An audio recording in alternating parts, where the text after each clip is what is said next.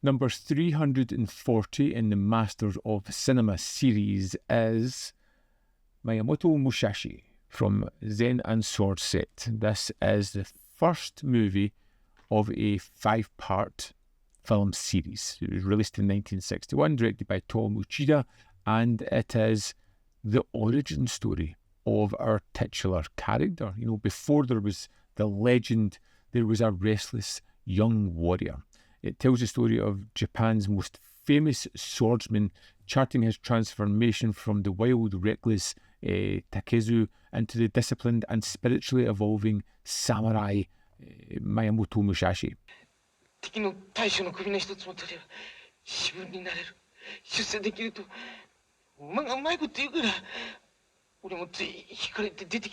It's set in the aftermath of a battle where him and a friend have somehow survived. They were on the losing end, but they somehow made it, and it kind of follows them being taken in by a young woman who kind of nurses him back to health, to Takezu returning to his hometown and finding himself ostracised, unwanted, and targeted by the local groups who really want to capture him and make him pay the price for his transgressions.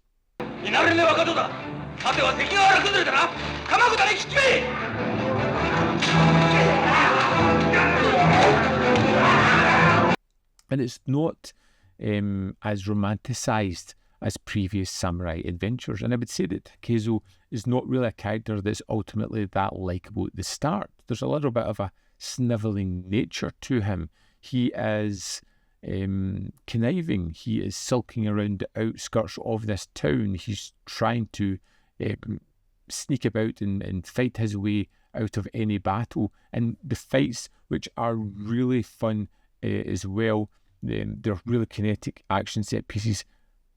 Never really cartoonish, but you never really feel that Miyamoto is skilled in this aspect as yet. He has this tenacity, he has this fire, he isn't willing to just lie down and die, and you kind of see that fire within him that could grow to become this legendary samurai. But just now he is rough, he is uncultured, he doesn't have that Zen approach to everything.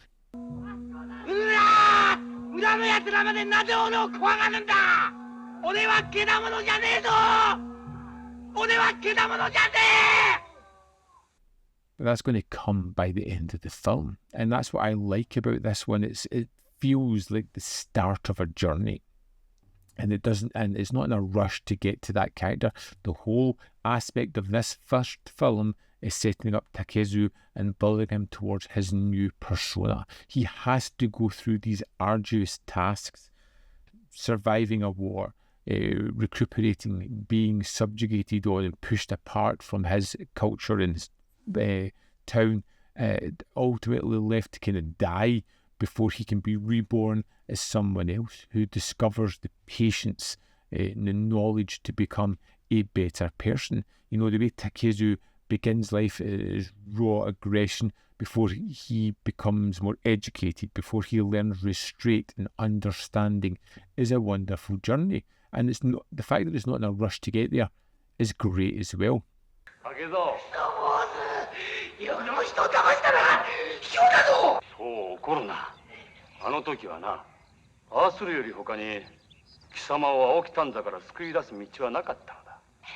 Every duel, every fight, every situation is building up this character, creating someone who is fully fledged, who feels formed, who feels as if they've had problems, they've had misgivings, they went through tough times, they have learned and changed, which is great because I know this character is going to carry through another 4 films. But to see him get this first one, it really gives him that character change, the catharsis to really move on, was just wonderful. What I will say is Kinnosuke Nakamura's performance was absolutely terrific in this one. He brings a kind of vulnerability and nervousness to his role, but at the start he's almost animalistic. He changes his posture, his gaze and his presence sharpen into something more composed, considered formidable. The journey of people that he meets that shape him. There's one with a monk that you feel is basically the turning point in this character's life.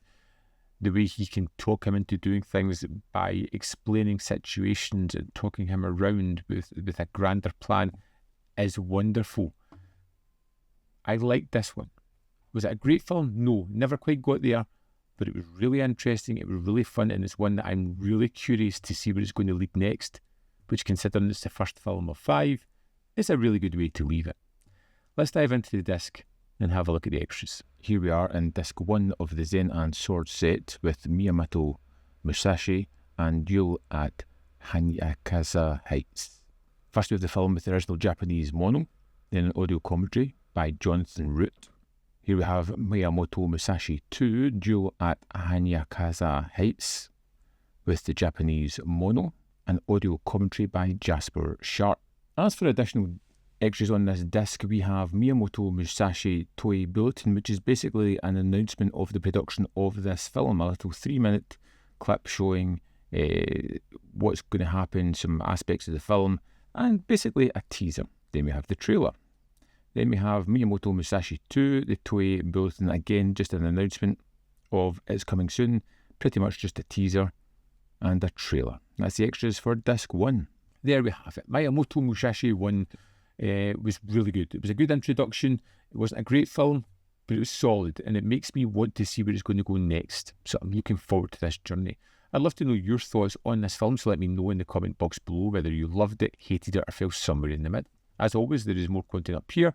You can see more of my stuff in the description box below, links to Patreon, membership program, manvfilm.com always, in which you can support. Thanks for watching. See you next time.